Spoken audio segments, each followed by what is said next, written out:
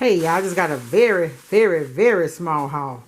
I want to try some chicken lo mein, so I got this little pack of noodles here.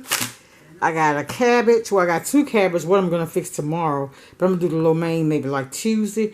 I got a dozen and a half of eggs. Ground mustard. This Degree Motion Sense Ultra Clear 48 hour. It's good. I got the Velveeta. I got a little bit of the block, but I got the cheddar, the original, and I got the mozzarella for a homemade pizza I'm going to make next week. I got hot dog buns for one day next week. I got these shredded cabbage. I'm sorry, shredded carrots. Gonna go in my lo mein.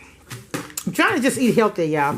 2 bell peppers, 1 sweet potato. I have 1 over there on the side.